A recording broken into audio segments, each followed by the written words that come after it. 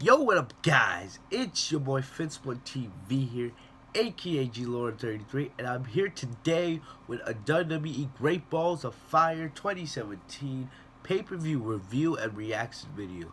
So I just got finished watching the pay-per-view here tonight on the WWE Network.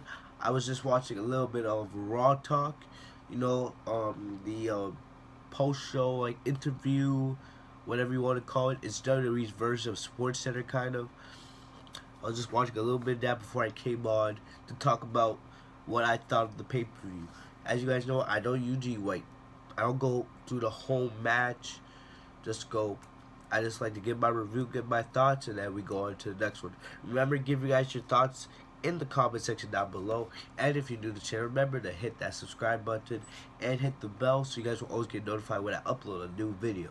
So we're going to start real quick with the pre-show. We're going to go just like that. So basically, the pre-show we had Neville versus I keep forgetting his name. I'm forgetting his name again.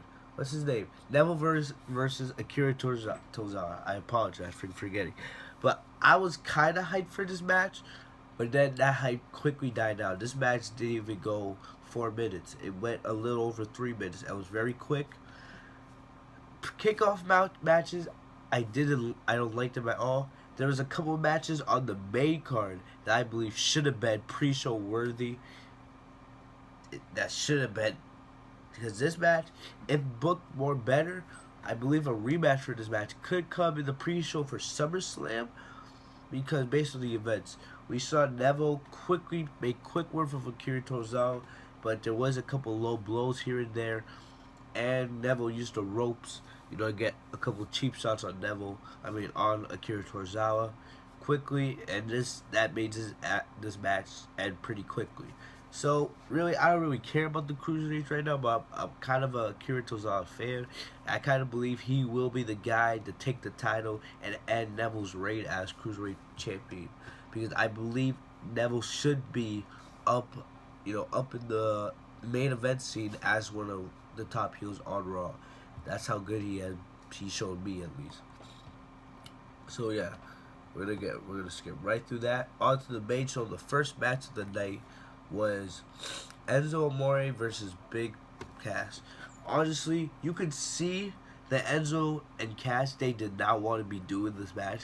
They rather be together as a tag team. Because we all know, on the side, these two are best friends. When the cameras are on, these two are best friends. But WWE, Vince McMahon, we all know how Vince McMahon loves his big dogs. He loves big superstars. So he decided to break Cass from Enzo because he wants to build Cass up to be a big giant, a big player on Raw. So Enzo came out, did his entrance, and basically Enzo gave another long-winded promo, very long promo, going on and on and on. But it wasn't worth anything. Enzo started talking. Big Cass came out. Big Cass showed out his new his new music, his new attire, whatever. As Cass is now on his own, and Cass quickly made work from Enzo. Quickly got him, did the big move. 1, 2, 3. That was it. So all of Enzo's promo talking meant nothing, as Cass quickly got rid of him. Really, it's kind of sad that Vince decided to break away this tag team. I at least wanted to see Enzo Cass win at least one tag team championship together before that. I feel like these two aren't ready to break off yet. I feel like Cass will be ready for a singles run down the line, but it was too early now to break them off. If Triple H was in charge, this would have never happened. But that's what happens when you let Vince take control of these NXT superstars. Seems like all these tag teams are breaking. And this leads us into another tag team match, as after this we had the 30-minute Iron Man match between the Hardys and Cesaro and Sheamus. Alright, most people believe this would be the ending of this feud, as we've heard the reports. Matt Hardy is very close of getting the rights from TNA for the broken gimmick, so he could bring in the WWE. But now, after what we've seen in this match, it seems like this feud might not end. it really might not end. Honestly, Cesaro and Sheamus, they dominated this match. The teamwork they used, they quickly went up with about a 3-1 lead, I believe, and the Hardys came back to tie it up 3-3. But with about 30 seconds left, um, I believe it was Jeff. Jeff like a swanton bomb on Sheamus, but Sheamus wasn't the legal man. Cesaro was. Cesaro quickly took advantage of this, rolled up Jeff, got the 1-2-3. But Jeff realized this after that. With about 20 seconds left, he's chasing Cesaro around the ring, catches him, does a twist of fate, but there was only 3 seconds left on the clock, and the ref they have enough time to finish the 3 count, having Cesaro and Sheamus successfully retain their tag team championships with a 4-3 win in the 30-minute Iron Match against the Hardys. There was some things I was reading on Twitter with the Hardys very close to being able to get the rights to the broken gimmick. There's rumors saying, because who are Cesaro and Sheamus going to face now on Raw? There's no other face tag teams built up. You broke up Enzo and Cass. You broke up Slater and Rhino. Let's be serious. No one's going to take them serious as contenders. The New Day, you put them on SmackDown. And you broke up Truth and Goldust. So, what you going to do about that? What you going to do with them? So now, you're looking at it, and now, who the hell is going to contend with Cesaro and Sheamus for the Raw Tag Team titles? Now it seems like looks like we're gonna go with the Hardys. Maybe we'll have the Hardys go broken. It's with SummerSlam coming up, and that will have to be they'll have to use that as the thing for the Hardys to regain the tag team titles and finally beat Cesaro and Sheamus. Maybe not. Maybe they haven't planned. Remember, DIY, they're not coming up right now. They're staying in NXT. Remember, as they were just broken apart just a couple of months ago. So, you really don't really have anybody really built up, ready to challenge Cesaro and Sheamus as baby faces. The Revival, they need to go up against a face team. That's why people wanted Enzo and Cass to stay together. Maybe Enzo and Cass could have been the ones to take the titles from Cesaro and Sheamus, etc., etc. But now, all these plans are messed up. That's why I really think, did Vince McMahon really think this through before deciding to break up Enzo and Cass? I don't think he did. But we'll see what happens there. I'm going to save the Raw Women's Championship match for a little bit later, because I really enjoyed that match. That may have been the best match of the night, to be honest. Yes. And if you didn't catch this show, you might be surprised at the statement. Sasha Banks versus Alexa Bliss may have been the best match on this show. Honestly, well, next up, the Intercontinental Championship, we had The Miz versus Dean Ambrose. These two have been fighting all year over the Intercontinental Championship. It started on SmackDown when Dean took the title from The Miz. They both got moved to Raw in the Superstar Shakeup after WrestleMania. Sorry about that, guys. So, basically, we were talking about The Miz versus Dean Ambrose. These two have been fighting since the beginning of the year on SmackDown over the Intercontinental Championship. They've been going at it and at it and at it. Honestly, I lost hope in this feud a long time ago. Really, I can't really stand Dean Ambrose anymore. Dean Ambrose, there's nothing really special to him anymore. It's just the same generic stuff. And The Miz on Raw, it just doesn't seem the same. It seems like he doesn't have that same vibe he did when he was on SmackDown. He was doing so well on SmackDown, and then they moved to the Raw, and then it seems like they lost all that. So basically, this match was pretty boring. The Miz entourage with Curtis Axel and I forget his name, the Bo Leaf guy, Bo Dallas, yeah, his name. They both interfered, allowing the Miz to take advantage. Skull crushing finale, 1, 2, 3. That's it. That should be the end of this feud finally. What will they do with D now for SummerSlam? There's been rumors lately that we could be seeing the Shield reunite. We don't know. But honestly, that's all I got about on this match. I don't really care about it. I don't really care about the Intercontinental Championship right now. Honestly, who will The Miz be defending the title against with SummerSlam coming up? Honestly, maybe they could build Apollo Crews back up. I believe these two faced at SummerSlam last year on the pre-show for the championship. But Apollo Crews wasn't ready. Maybe you can build him up and make him a more credible champion or a credible challenger for the Miz. Especially you could use maybe Titus O'Neil, maybe use the Titus Worldwide brand, and maybe you could have Akira and um, Apollo win championships at SummerSlam, make the Titus Worldwide brand even more better with both men having gold. I don't know, but maybe, because honestly, I don't really have any ideas as faces that can go up against the Miz. There's rumors a couple months ago that they're planning to have Roman Reigns feud with the Miz, but I don't know about that. Maybe, you never know after what we saw tonight. Next match we're gonna go to is Seth Rollins versus Bray Wyatt. This feud has been booked pretty poorly. I don't really care about this match that much. I love Seth Rollins and his work in the ring, but like, it was an okay match. Bray Wyatt, I saw a stat today on Instagram. The stat said that in Bray Wyatt's career, Bray Wyatt has almost lost 70% of his matches in WWE. That's crazy. We see Bray has not had that many great moments in his career. His best moment was winning the WWE Championship at the Elimination Chamber, but he lost the title a month later to Randy Orton at WrestleMania 33.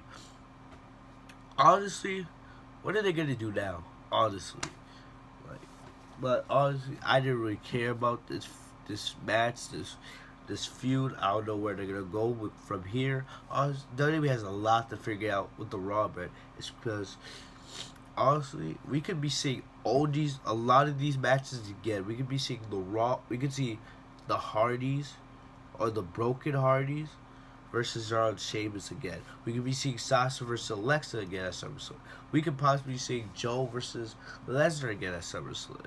So honestly, we don't know where they're gonna go right now. It's a lot of confusing things, but I didn't care about this match. I don't think you guys did.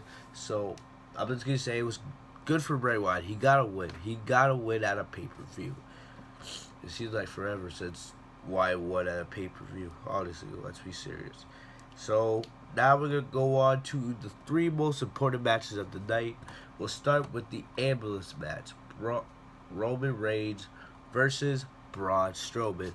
This has been one of WWE's best book rivalries this year. I hate Roman Reigns. You guys should know that if you guys watch my videos. I hate Roman Reigns.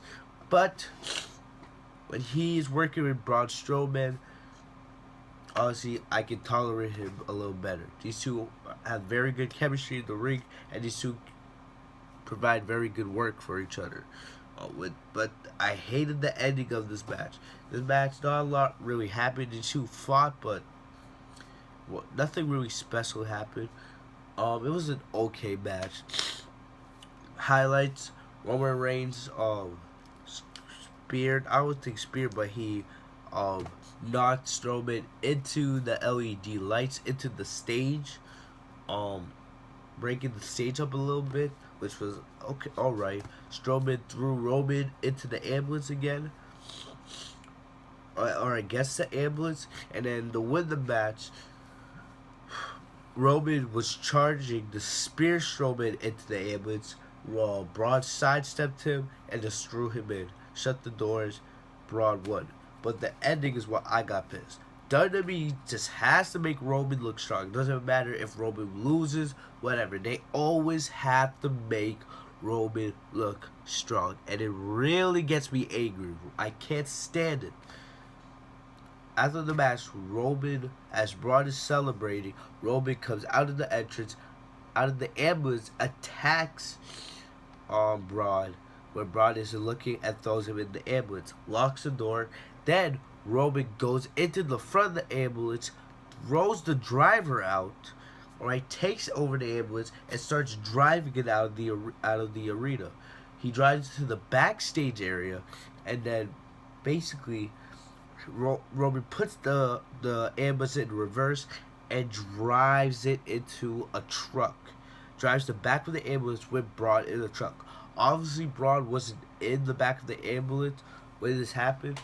They had Braun get out of the ambulance when the camera wasn't looking.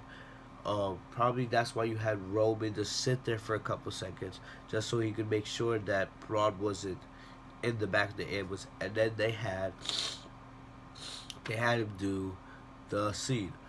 But it was kind of crazy.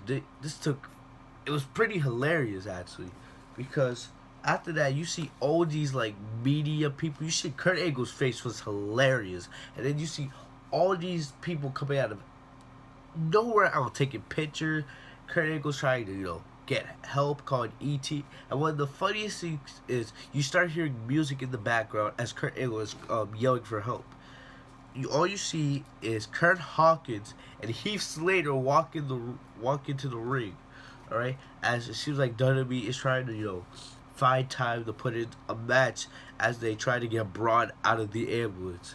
All right, and it's funny because Heath is like legit. They weren't ready for a match because all you see is Heath he's walking out of the ring putting tape around his hands, and you see Kurt Hawkins in the ring, lacing up his boots. It seems like they were ready. They had like a 2-minute match, and basically as that happened, they come back to the ambulance as the match is happening in the ring, and then you see these special medical staff trying to rip the door open to get Braun out of the ambulance. Obviously, we don't know Braun got back in the ambulance after the scene was done, after Roman had left the scene of the crime. And then all you hear is a ring bell in the background, and then you hear JoJo, the WWE's ring announcer, say, "Here's your winner, Heath Slater." No one cares that Slater won. Everyone's looking, and then basically they open up the side door of the ambulance with a crowbar, and then all you see is Braun Strowman lying there with fake blood. You could tell it was fake blood on there. They try to get Braun out. Braun's like, "Get off of me, I don't need your help." Braun gets out of the ambulance, and then they cut the Braun's face. It's all bloody with fake blood. His beard's all messed up. It's pretty hilarious how WWE tried to pull this off. So then they cut back, and now and then Michael's saying, "Oh, what was Roman thinking?" Some people had the audacity to say on Twitter, I was seeing on Twitter, people saying, "Oh, we just saw Roman Reigns' heel turn. How he took the guy out of the ambulance driver, how he kicked him out of the seat, and then how he just deliberately almost tried to kill Braun Strowman, blah, blah, blah." I was like, what the hell? No. There's no way they're gonna. You know how WWE is. There's no way they're turning Roman heel. But it is gonna be very interesting to see what these repercussions are, because tomorrow on Raw, Kurt Angle can't let Roman just get away with this. He tried to kill a human being. He's lucky, even though this is this is fake storyline. But via storyline, we gotta remember this is just a storyline. Kurt Angle can't let Roman get away with what he did. He tried to seriously injure Braun Strowman. This is worse than anything Strowman did to Reigns in the last couple of months. So basically, that's gonna be interesting. So there's no way in hell I see Roman getting a championship match now, not after what he did tonight. Hopefully Kurt will make Roman pay for his actions. Hopefully that's what a good GM would do, right? So we'll have to wait and see on that tomorrow. Next, we're gonna move to Sasha Banks versus Alexa Bliss. This, in my opinion, was the best match of the night because Lesnar and Joe disappointed. And we'll get to that in a couple minutes. Sasha Banks versus Alexa Bliss. As I've been saying for weeks now, other than Sasha versus Bayley or Sasha versus Nia or Nia versus Bliss, this is the best feud based on face versus heel concept that WWE could put on for the Raw Women's Division right now. Alexa Bliss versus Sasha. It's a fresh feud. It's a fresh match we haven't seen yet. these two came out and it was a very good match. You can see how these two have bad blood with each other. It's been stated that these two do not like each other. We don't know if that's true. Even though I did watch Raw Talk, Sasha was giving some heelish vibes as she was talking about Bliss, saying how Bliss is a coward. She was saying how Bliss comes in, thinks she can just talk her way into getting a championship, blah blah blah. And honestly, these two had a very good match today. Very good match. I loved how Bliss was faking the elbow injury, or faking, because Bliss is double jointed, she could like make her like elbow look all messed up and crap. It's kind of funny. So that was funny. Let's get a cheap shot on Sasha. Sasha and Bliss, they had a very good match, but the match ended with a well, not a disqualification, but a count out. Alexa ran out the ring, and she did it all because the only way you could win the championship is by pinfall or submission, because this was a normal match. But after the match, Sasha attacked Alexa, basically because she was angry that Bliss was being such a coward, just running away. Honestly, was very understandable because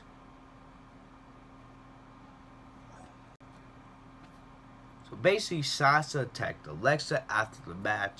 They fought all the way to the announce table. Sasha bashed Alexa's head against the stage. Alexa was gonna DDT Sasha through the announce table. Sasha countered, pushed Alexa off the thing into the floor, and did a double knees off the announce table. This is understandable because you don't want Alexa. I'm not saying it's too early to take the title off her because she's already had like 2 defenses, but you don't want to just give the title to Sasha, if you know what I mean. You want to make Sasha have to actually work a little bit more, kind of like what they did with Charlotte versus Sasha. Basically, but you also don't want to make Sasha look weak because you build her up all these couple of months just to put her back in the championship picture. Because hopefully the plan is for Sasha to eventually face Bayley, either as a face versus face or a heel versus face. We don't know how it's going to go yet. I believe personally that Sasha's going to win the championship either on Raw in the next couple of weeks, because I don't know if WWE or if Vince is patient enough to book, to wait till SummerSlam to have Sasha versus face Alexa again for the title. Because then cause I believe next time these two face, Sasha will win, and will win cleanly and become a 4-time Raw Women's Champion. I believe that will happen. And then Sasha, you don't want to have Sasha and Bliss face off in a rematch at Night of Champions in September, right? I don't know if Vince wants to do a 3-month feud between Sasha and Alexa. I wouldn't really mind it, but you know how WWE is very impatient. So I do this feud is gonna continue. It's gonna go on probably to SummerSlam, but don't be surprised if Sasha wins the title on an upcoming episode of Raw. I also gotta apologize real quick. If you guys see hear my nose a lot, I have a lingering cold that I'm trying to get rid of. It's kind of affected the way I talk a little bit. So if I'm stuttering a little bit, the cold's kind of affected me a little bit. So basically, yeah, Sasha versus Alexa. I love the way the feud's going right now. I like what they did tonight. It keeps the feud going, and it gives us a reason for Sasha to get a rematch. Hopefully, I don't want them to do something ghetto like put Bayley in there to make a triple threat match, or put Nia in there to make like a fatal 4-way match for SummerSlam. Let this continue between Sasha and Alexa. I like what these two are doing. I feel like there's more they can do. There's more they can go into this feud, but you gotta let them invest into it. So that's what I believe there. And I will lead us to the last bit of our review: Brock Lesnar versus Samoa Joe. This had a badass fight feel to it. As Joe came out, the crowd was clearly behind Joe, even though Lesnar had been booked as the babyface going into this match. Kind of interesting. because Joe came in, people were doing his symbol. They were chanting Joe, Joe, Joe. And but as this match going, as Paul Heyman was doing Lesnar's introduction, Joe attacked Lesnar. Just I expected that. I expected because you could see Joe's been wanting to fight Lesnar for so long now. He was antsy. He attacked him, threw him into the barricade, and then Gary him. He power slammed Lesnar into the announce what I believe was the Spanish announce table at ringside. But Lesnar got up and he was able to continue the match. The bell rang. This match lasted for about 5-6 minutes. Basically, it was more suplexes versus Joe trying to do his clutch submission. That's basically all it was, but it wasn't bad. It still had like a badass feel to it. I feel like if Joe and Lesnar were given more time, they could make a much more better match. But it was past 11 o'clock. Maybe they were in a rush, to get the pay-per-view finished, as the pay-per-view had been on for more than 3 hours at this point, because of what happened with Roman and Strowman, which I blame Vince on that, because he should have had better. He should have better paced.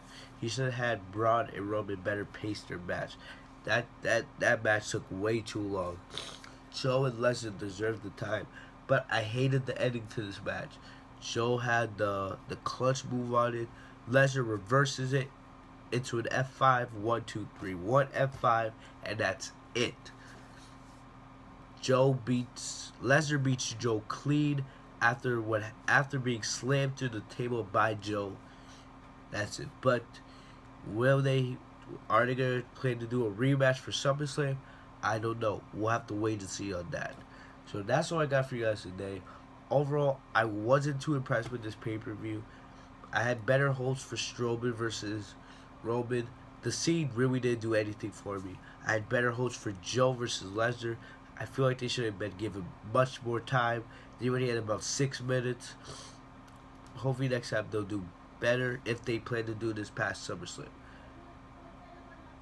That's all I got for you guys today. Remember to like, comment, subscribe. Give me guys your thoughts on the pay-per-view in the comment section down below. Follow me on Instagram at TheRealGLauren. Add me on Snapchat and follow me on Twitter at GLauren33. That's all I got for you guys today, guys. Have a great day. Have a great night. I'll see you guys in the next video. Peace.